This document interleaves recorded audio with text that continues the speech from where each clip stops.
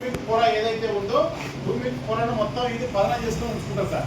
ఇది top soil వరకు మనకు భూమి పొరను అంతా పదన చేసుకొని ఉంచుకుంటుంది. ఒకసారి ఇది దీంతో పదన అయింది అంటే మాత్రం అంత ఈజీగా దీని నుంచి పదన పోదు సార్. దీని నుంచి పదన పోదు. కనీసం ఎంత గొడ్డు ఎండ కొట్టినా కానీ 40 నుంచి 50 రోజులు పదన ఆపుతుంది. పత్తి చెట్టుని ఎండిపోయేది, వేరే వ్యవస్థను ఢీలా కానీ చూద్దాం. మనం దీన్ని డెమో కూడా మనం చూద్దాం.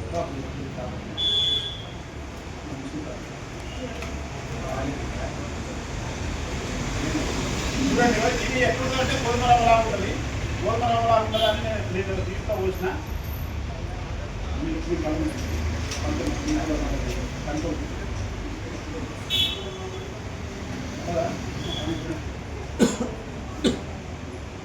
ఇలా నేను గోధుమలా ఉంటుంది.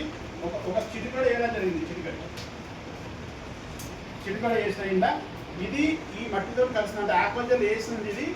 ఇది వేయండి, ఇది మీ మట్టి ప్రస్తుతానికి ఇది వేసింది. అంటే ఇది ఇసుక మట్టి కాదు, నేను చెప్తున్నా మీకు. ఫస్ట్ ఇది మీ భూములు. ఇప్పుడు ఇది ఆక్వజల్ వేయని భూములలో వాన కొడుతుంది. ఆక్వజల్ వేయని దానిలో వాన కొట్టింది సార్. వాన కొడుతుంది. ఓకేనా? గ్లాస్ నిండేదా కొట్టింది సార్ వాన. ఓకేనా? చెరువు నిండిన తర్వాత ఇక్కడ మీరు చూడొచ్చు, మీద నీళ్లున్నాయి, కింద మట్టి ఉంది. ఓకేనా? ఇది భూమి పొర వరకు పదన అవుతుంది. ఇదంతా భూమి పొర. ఈ గ్లాస్ ఏదైతే ఉందో అడుగుతుందో ఇదంతా భూమి పొర.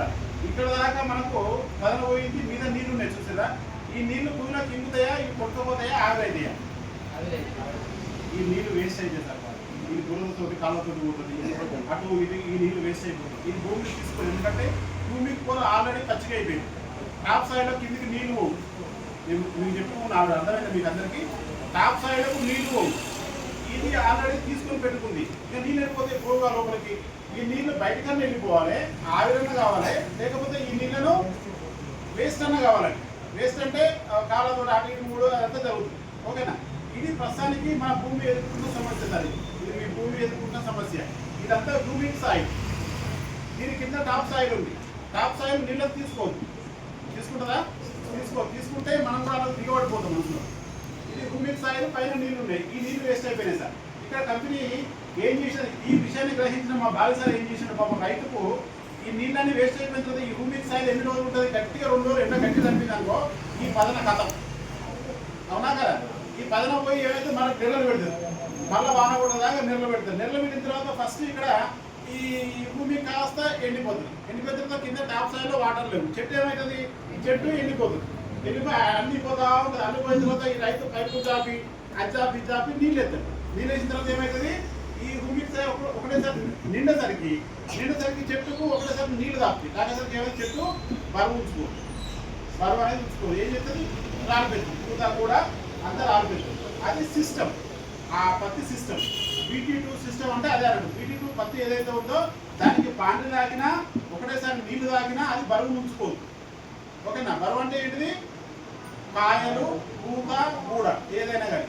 రైతు ఏం చేసినప్పుడు రైతు ఫర్టిలైజర్ షాపు పోతాడు. సైడు నా పత్తి గూడంతా రాలుతుంది అనంత ఆయన ఏదో కంపెనీ పూత మంది ఇస్తాడు. అవునా కదా?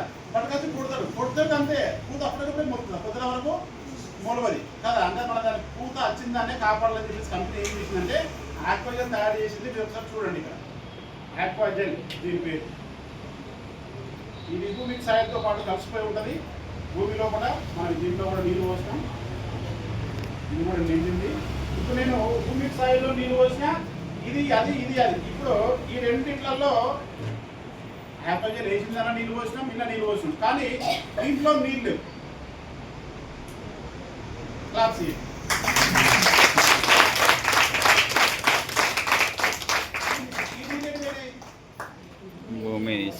నీళ్ళు పోసాను అన్ని లేటిపోయినాయి. ఇది ఆక్వాజల్ భూమికి సాయిల్లో కలిసి ఈ వాటర్ తీసి పట్టుకుంది కదా క్లాస్. ఓకేనా? అటు టాప్ సాయిల్ పోనియది, ఇటు వేస్ట్ కానియది, మధ్యలో పట్టుకుని ఉంటుంది. ఇది ఎప్పుడైతే ఇలా ఈ పదనం ఉంటుందో మొక్కకు అవసరమైన కాడికి వాటర్ తీసుకుంటూ కనీసం 1 మంత్ ఎండాకాలం అనుకున్నప్పుడు 1 మంత్ కాపాడుతుంది సార్. ఇది అవసరమా కాదా రైతుకు? గట్టిగా అవసరం. గట్టిగా ఇది ఇది ఎట్లా చూడండి, తెల్లగా అవుతుంది, అవునా కదా?